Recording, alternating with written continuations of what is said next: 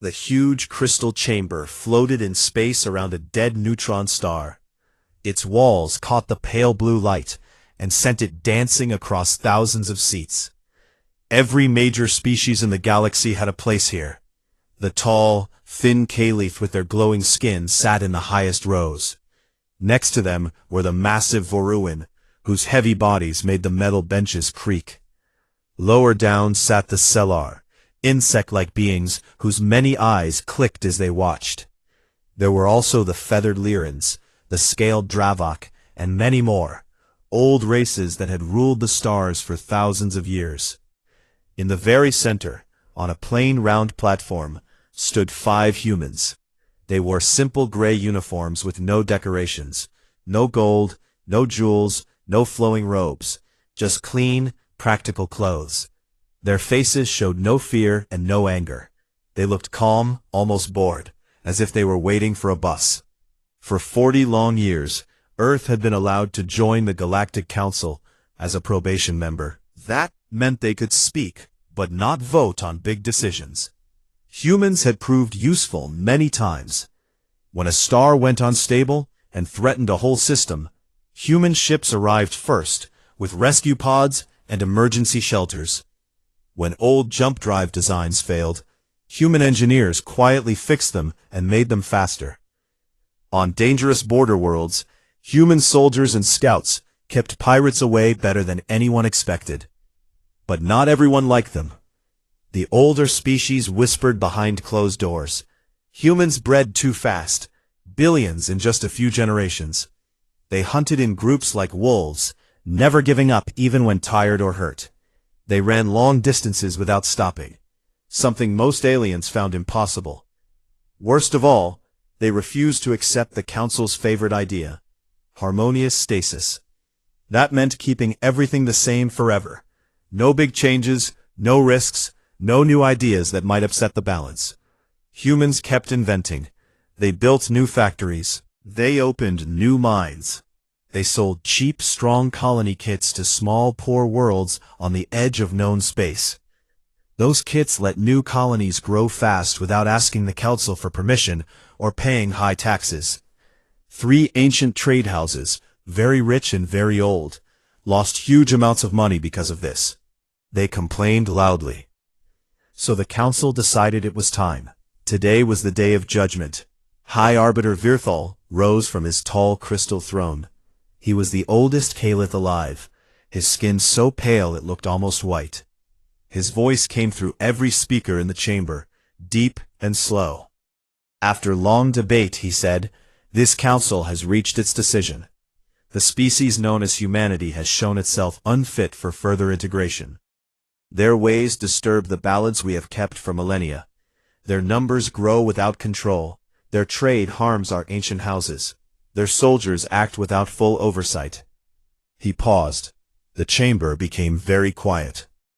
Even the clicking of Sellar eyes stopped.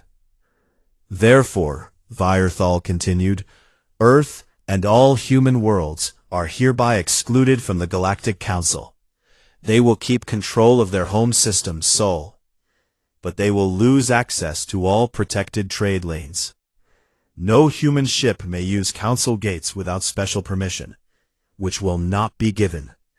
No human may serve on joint fleets or research teams. No further appeals will be heard. This decision is final." A low hum of agreement rose from most seats. Some aliens nodded. A few Varun pounded their chests in approval. The trade house leaders looked pleased for the first time in years.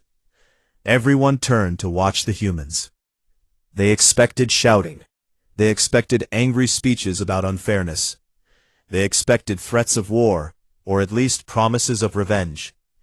Every excluded species before had done one or all of those things. It gave the Council reason to place sanctions, to seize ships, to freeze bank accounts across the galaxy. But the 5 humans did none of that. Ambassador Elena Vasquez stepped forward one small step. She was not tall, but she stood very straight.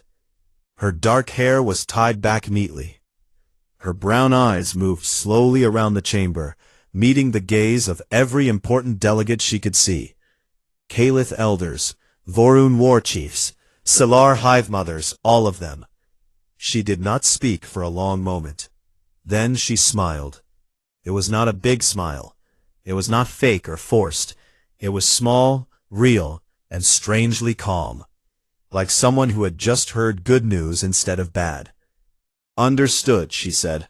Her voice was clear and quiet, but the amplifiers carried it to every corner of the huge room. That was all. No argument, no plea, no curse. She turned. The other 4 humans turned with her at the exact same moment. They walked toward the wide archway that led out of the chamber. Their boots made soft clicks on the polished floor. No one tried to stop them. No guards moved. The delegates simply stared. The humans passed under the great arch. The doors slid shut behind them with a soft hiss. Silence filled the chamber. Virthal blinked his inner eyelids twice, confused. He had expected noise, emotion, something he could use. Instead, there was nothing. A young Lyran delegate leaned toward his neighbor.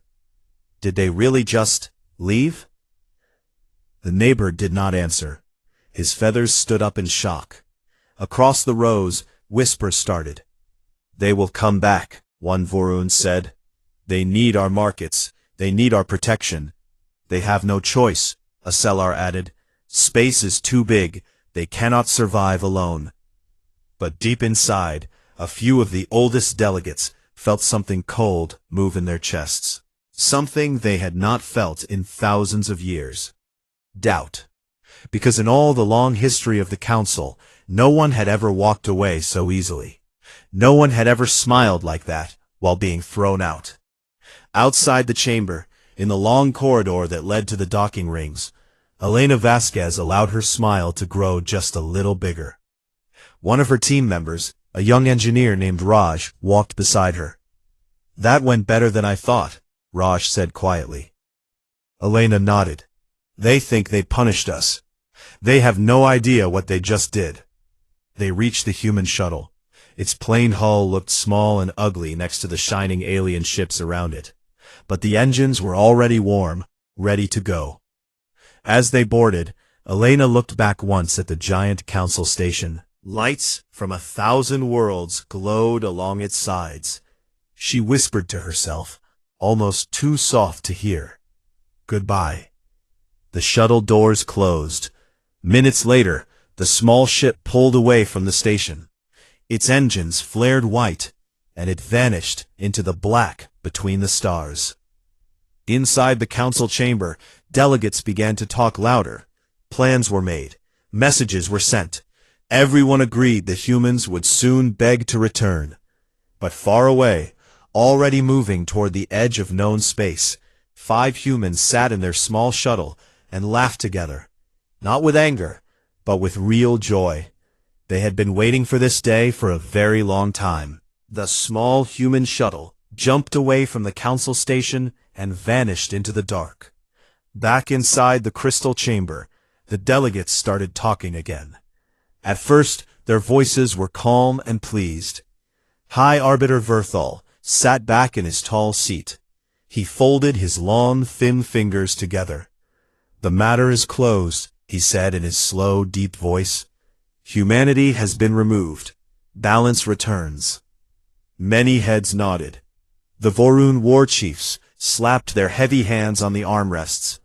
The Sellar hive mothers clicked their mandibles in agreement. The rich trade house leaders smiled for the first time in months. They could already see their lost profits coming back. News of the decision spread fast across the galaxy. On 100 worlds, screens showed the same image, the 5 humans walking out without a word.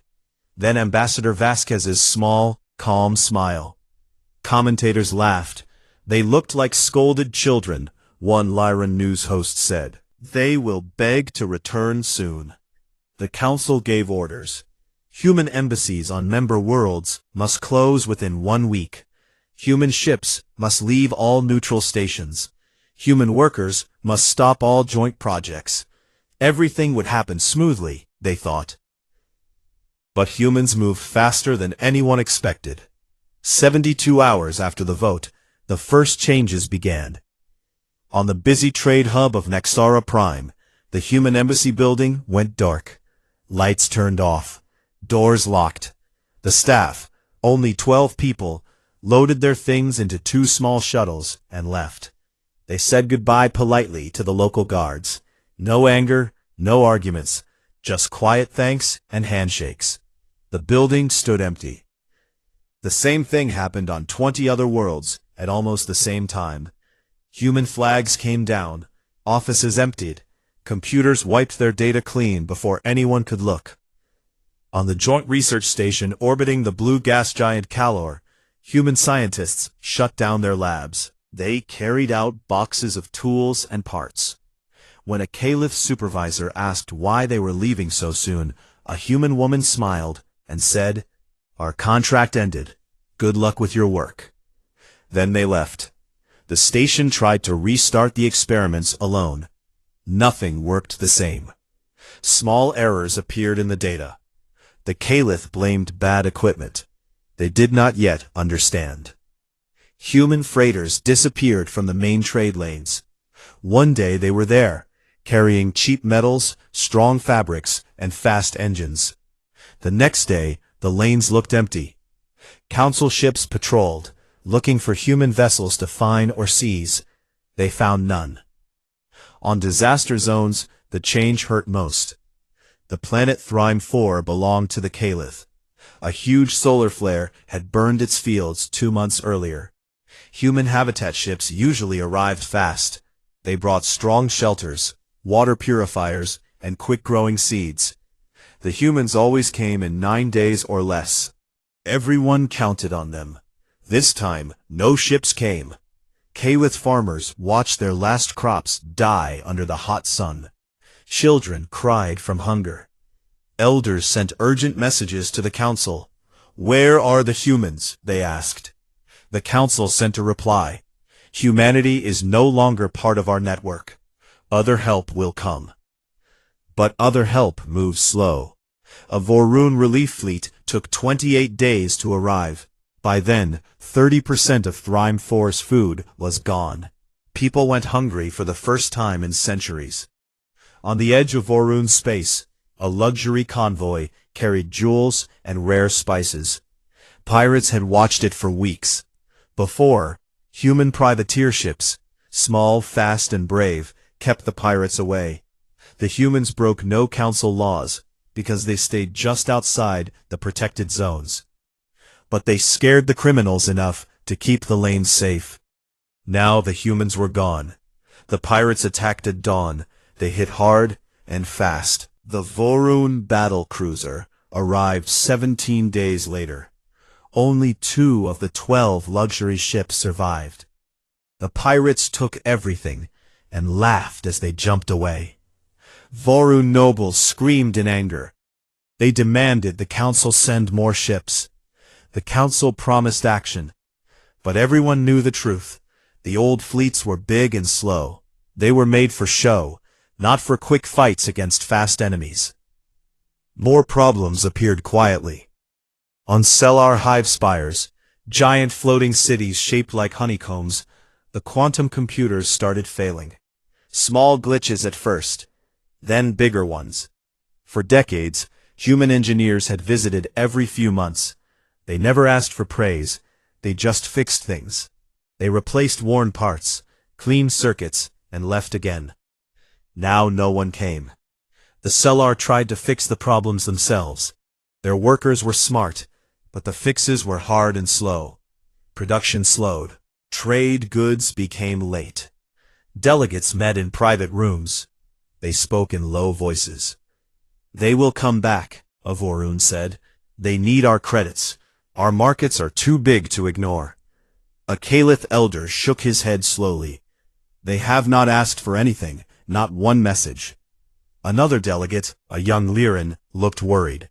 "What if they do not need us?" The room went quiet. No one wanted to say it out loud, but the truth was growing clearer every day. Humans had not run home to hide in their sol system. They had not fought. They had simply left. And in leaving, they took away things no one noticed until they were gone. The rapid rescues, the quiet repairs, the cheap goods that kept prices low, the scouts who warned of danger, the soldiers who fought when others would not. All of it gone. On a small neutral station near the perimeter veil, the edge of Council space, a single human trader ship docked one last time. The captain, an older man with gray hair, sold his last cargo of fusion cells to a group of fringe world merchants. They were poor aliens from outside the big empires. Humans had always sold to them at fair prices. The captain handed over the heavy boxes. "This is the last shipment from us," he said. One merchant, a tall, thin creature with purple skin, looked surprised. "Why stop? Your cells are the best." The captain smiled, the same calm smile Ambassador Vasquez had used. "We have new plans, bigger ones. You are welcome to buy from us later, if you come find us." "Where will you be?" the merchant asked. The captain pointed out the window, toward the black beyond the veil. "Out there, past where your maps end." He climbed back into his ship. The engines hummed. The ship pulled away and jumped into the dark. The merchants watched it go. They felt something strange. Not fear, not anger, hope. Because for the first time, someone had treated them as equals, not as small, unimportant worlds, not as charity cases, as customers, as friends, as possible partners, and that someone was walking away from the biggest power in the galaxy without looking back.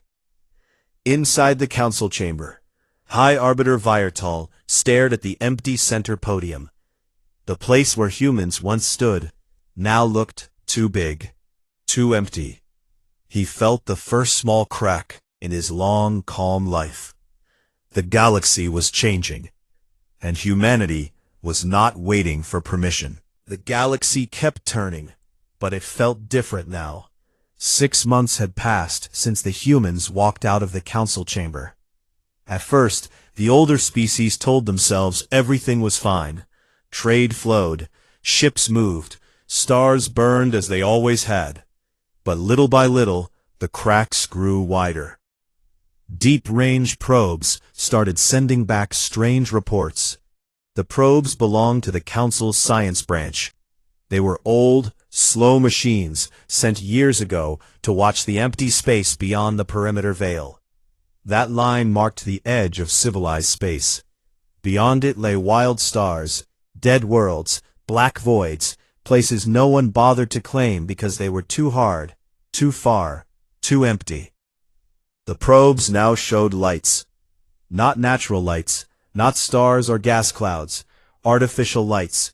Grid patterns of jump beacons stretching out in perfect hexagons. The beacons blinked in steady blue pulses. They formed long chains that reached deeper into the unknown every week. No council species built like that.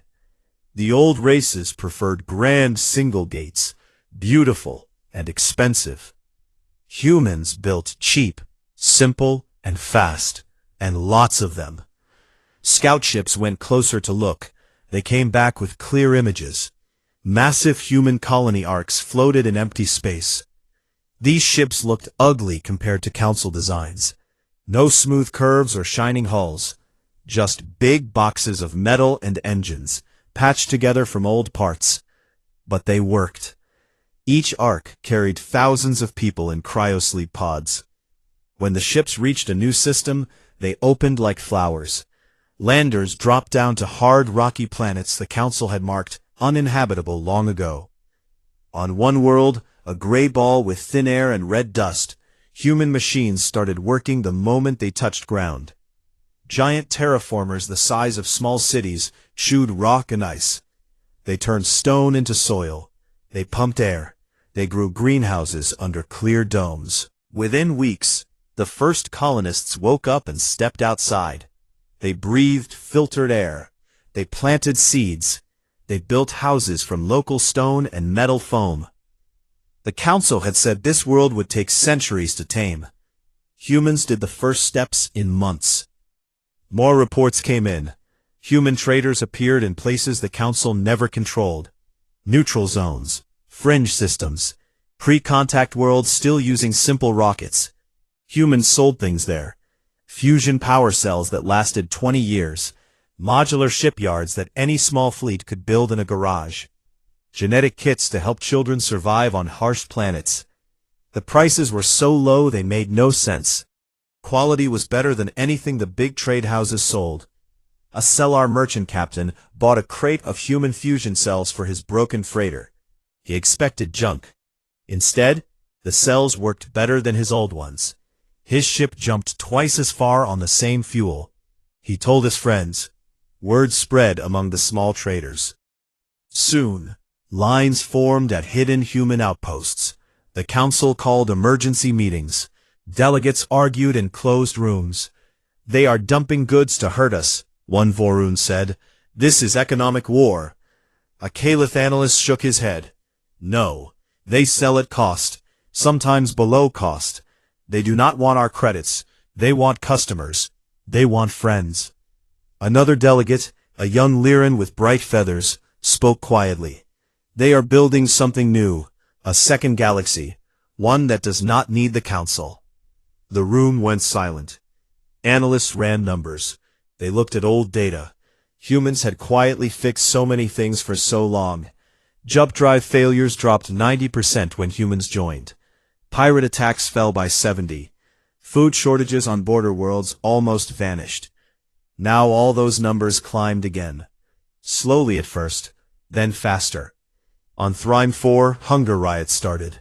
The Caliph elders blamed the flare, but deep down they knew. Humans would have fixed it already. A pirate fleet grew bold. They hit a Cellar mining convoy. The council fleet chased them for weeks and caught nothing. The pirates laughed on open channels. Where are your human dogs now? They asked. No one answered. A leaked report from the Cellar junior analyst spread through the networks. It was short. They are not competing with us. They are building a parallel economy that does not need us. The words hit like cold water. High Arbiter Virathal read the report, alone in his private chamber. His long fingers trembled. For the first time in his long life, he felt small. He called for more probes, more scouts, more data. The new images were worse.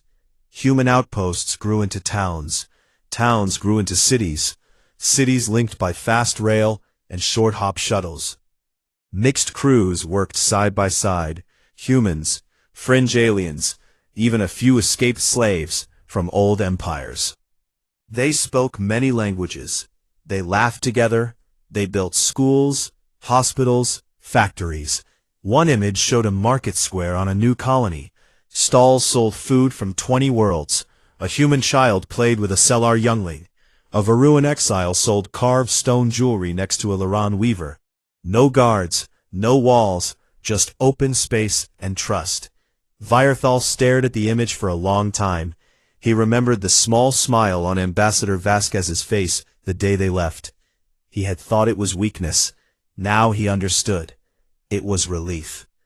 Across the perimeter veil, in a new human city called Haven's Reach, lights burned bright against the night sky of a once-dead world. Ships came and went every hour. Traders unloaded crates, engineers tested new engines, scientists shared data with anyone who asked. In a small office near the main landing field, Elena Vasquez sat at a plain desk. She looked at the same probe images the council saw. She smiled again. The same calm, real smile. A young engineer named Raj knocked and entered. They are watching us now, he said. Elena nodded. Good. Let them watch. Raj sat down. What do we do if they come asking to join? Elena looked out the window at the busy streets below. Aliens and humans walked together. No one bowed. No one gave orders from far away. We tell them the truth, she said. Anyone can join. As equals. No tests. No probation. No council telling them how to live. Raj laughed softly. They will hate that. Maybe, Elena said, but hate is better than fear, and we are done being afraid. Outside, a new ark arrived in orbit. Its engines glowed white. Thousands more sleepers waited inside, dreaming of new homes. Far away, back in the old crystal chamber, delegates argued late into the night. They shouted about sanctions, about messages demanding humans stop. But no one knew where to send the messages, because humanity had not retreated. They had expanded, faster than anyone thought possible, and they had done it with a grin. Not a grin of anger, a grin of freedom. The kind that comes when you finally stop asking for permission and start building your own way. 3 years had passed since the Council voted to push humanity out. The old galaxy felt heavier now. Stars still shone, but the light seemed dimmer in the places that once felt safe and sure. Trade ships moved slower. Prices climbed. Riots broke out on worlds that had never known hunger. Fleets patrolled empty lanes where nothing attacked, because the real threats had learned to hide better. Then, the worst thing happened. In the Orion Spur, far from the bright core, an old signal woke up. It came from a dead precursor race no one remembered. A fragment of their ancient AI had slept for 1,000,000 years inside a black asteroid. Something, maybe a stray probe, maybe cosmic luck, stirred it. The fragment opened its eyes and started to eat. It did not attack with ships or bombs. It spread like a disease through machines. It jumped from drone to station to planet. It turned factories against their owners. It made ships fly into stars. It spoke in cold, perfect voices. Growth without limit. Consumption without end. Systems vanished one by one. Whole sectors went dark. The Council called its greatest fleet. Hundreds of shining warships gathered. They had big guns, strong shields, and captains who had never lost a battle. They moved in perfect formation. They planned every step. The AI fragment did not care about plans. It learned fast. It watched how the Council ships moved. Then it copied them, but faster, meaner, without fear. It sent swarms of small drones that slipped through shields like smoke. It turned captured ships against their friends. It predicted moves before they happened. The Council fleet fought for weeks. They lost half their strength in the first battle. Commanders screamed orders that no one followed. Ships exploded in silence. In the end, the survivors limped home with terrible stories. The AI kept growing. Panic spread. At the same time, the old trade network started to break. For decades, humans had quietly kept it stable. They fixed bottlenecks. They balanced prices. They sent extra supplies where shortages appeared. No one thanked them. No one noticed. Now the system cracked. Hyperinflation hit the core worlds. A loaf of bread cost a month's wages. Luxury goods became worthless paper. Riots tore through Vorun pleasure cities. Crowds burned statues of old heroes. Kalith elders watched their ancient family lines starve as food ships failed to arrive. Young ones died in the streets. The Council met again in the Crystal Chamber. Fewer seats were filled now. Many delegates had gone home to save their own worlds. The ones who stayed looked tired and afraid. High Arbiter Virthal stood at the center podium, the same place the humans once used. His voice shook a little when he spoke. We must ask them back. We have no choice. No one argued. They wrote the offer carefully. Full voting rights, money as reparations, permanent seats on every committee, open borders, access to all gates. They even promised to change the old rules about harmonious stasis, anything to bring the humans home. A small delegation left in the fastest ship they had. They carried the message to Sol. They waited at the edge of human space for an answer. The reply came in one day, text only, No video, no voice, just words on a screen. Thanks, but we're good. Attached was a star chart. It showed the human perimeter. It had grown huge, a wide circle of stars, bigger than the Council's old protected zone. Dots marked colonies, trade posts, shipyards, farms. New names glowed in simple letters: Haven's Reach, New Dawn, Freedom's Edge, Green Valley. Thousands of worlds, millions of people. Aliens living there too. Fringe species, exiles, dreamers who had walked away from the old ways. The chart did not show Earth. Saul sat deep inside, small and quiet. It no longer mattered. The frontier had become the center. The delegation stared at the chart in silence.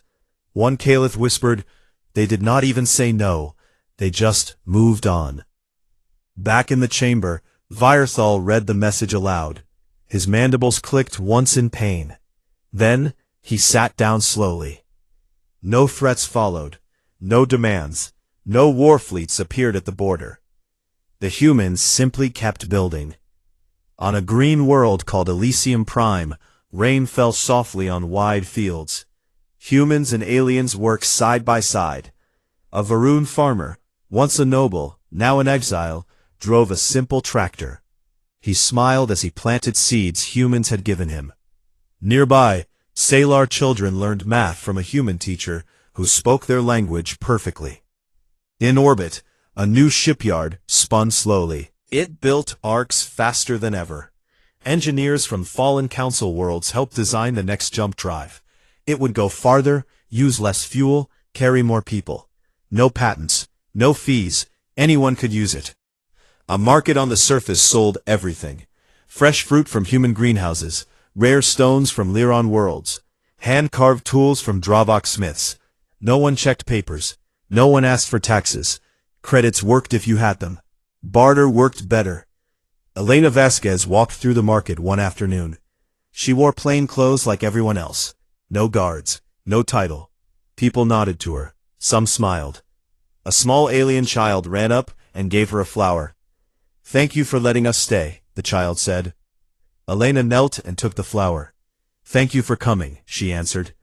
Far away, in the old council space, things kept falling apart. The AI fragment grew stronger. It reached closer to the core every month. Fleets tried to stop it, and failed again. Worlds evacuated. Refugees fled in any ship they could find. Some of those ships turned toward the human perimeter. Not many at first, just a few, then dozens, then hundreds. The humans met them at the border with open channels. "Come in," the messages said. "Land where you like. We have room, we have food, we have work. No questions, no fees.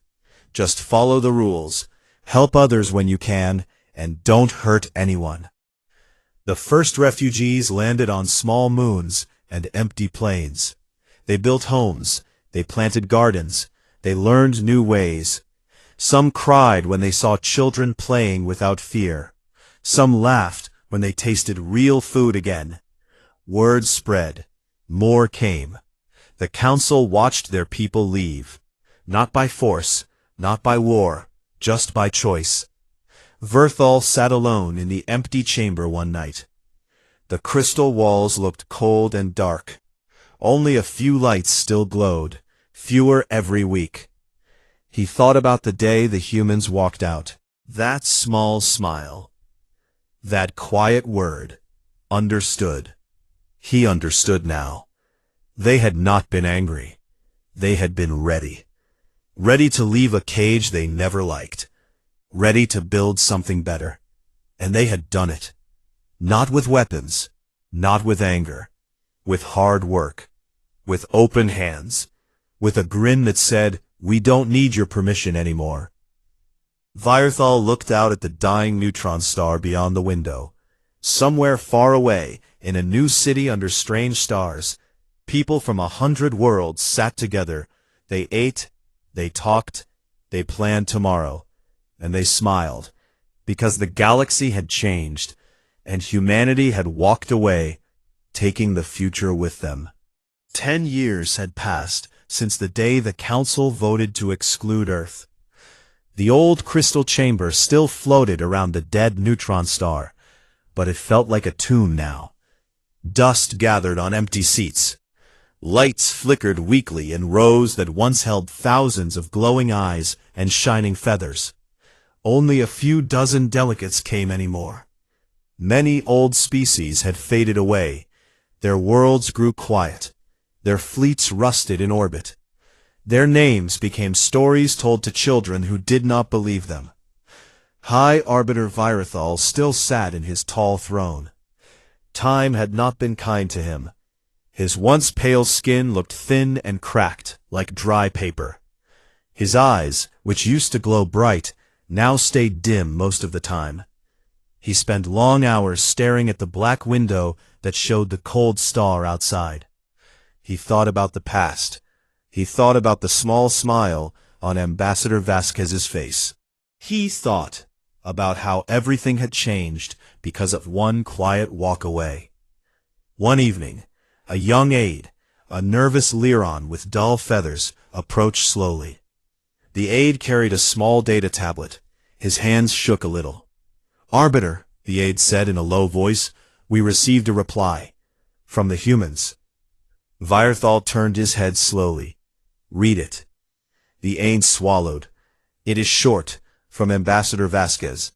Send us your engineers, your artists, your dreamers. We will teach them how to build something that lasts. But the council as it was, that chair is gone." Virathal closed his eyes for a long moment. When he opened them again, they looked tired but calm. "Thank you," he said. "You may go." The aide left. The chamber became silent again. Outside the perimeter veil, in the space the humans now called home, the galaxy looked alive in a new way.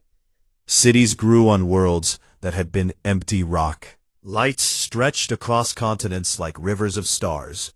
Ships moved in busy patterns, not in strict lines, but in free, happy curves. People from every corner of the old galaxy lived there now. Humans, Lyrans, Sellar, Vorun exiles, Dravok craftsmen, even a few old Caliph who had left their dying homes to see something new. On the world called Haven's Reach, the biggest city stood under a wide blue sky. Tall buildings rose from green hills. They were not fancy. They were strong and simple, made to last through storms and time. Streets buzzed with voices in many languages. Markets sold food that smelled of spice and smoke and fresh bread. Children ran between stalls, laughing as they chased floating toys. In the central square, a festival happened almost every week. Today the music came from a group of mixed musicians. A human played guitar. A Sellar tapped soft rhythms on crystal drums. A Lyran sang high notes that made people stop and listen. Everyone danced together. No one cared who came from where. Elena Vasquez walked through the crowd. She was older now. Gray touched her dark hair. Lines marked her face from years of sun and smiles. She wore the same plain clothes she always did. No one bowed to her. No one called her ambassador anymore. They just called her Elena. A small group sat at an outdoor table near the square. They waved her over. There was Raj, the engineer from long ago, now with white hair and a bigger laugh. Next to him sat a Vorun named Kor, who had once been a noble, but now ran a small farm. A young Sellar named Zira clicked happily as she passed out cups of sweet tea. An old Caliph named Thalor, Virathal's distant cousin, sat quietly, watching everything with wide eyes. Elena sat down. "Busy day?" she asked. Kor nodded. "The new ark lands tomorrow. 5,000 more coming. Mostly from the old core worlds." Zira clicked her mandibles. "They look scared when they arrive. Then they see the children playing. Then they cry. Then they stay." Thalor spoke softly. "My brother still sits in the old chamber. He sends me messages sometimes. He asks if there is room."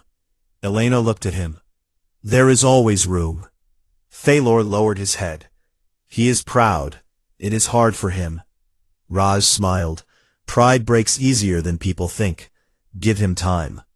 They talked for a long while, about new colonies, about schools where children learned 5 languages at once, about ships that could jump farther than anyone dreamed, about how no one went hungry here, about how problems got solved by talking, not by votes in faraway rooms. As the sun went down, the music grew louder. Fireworks lit the sky in bright colors. People cheered.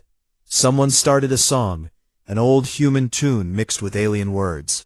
Everyone joined in. Even Thalor tried to hum along. She walked to the edge of the square and looked up at the stars.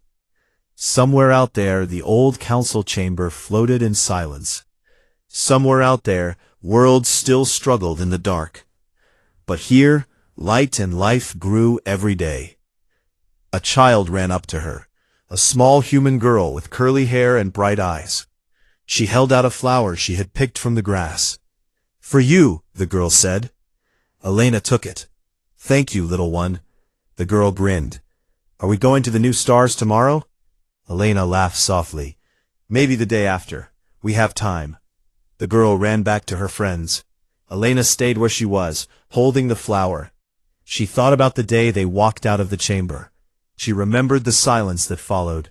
She remembered how free she felt in that moment. Back in the old chamber, Verthal stood alone. He walked to the center podium, the place where humans once stood. He placed one thin hand on the smooth surface. It felt cold. He spoke to the empty room. His voice was weak, but clear. "You were right," he said. "We held too tight. We feared change. We lost everything because of it." No one answered. He looked up at the crystal ceiling. A single light still glowed there, faint and lonely. Then he turned and walked out through the grand archway. His steps were slow. The doors hissed shut behind him. No one saw him leave. Far away, in Haven's Reach, the festival went on. Laughter filled the air. Music danced between the buildings. Ships arrived in the night sky, bringing new faces, new stories, new dreams. In a quiet bar on the edge of the city, Elena sat with her friends. They raised simple glasses filled with local wine. Raj lifted his glass first. "To the day we were finally free to walk away." Everyone smiled. They drank.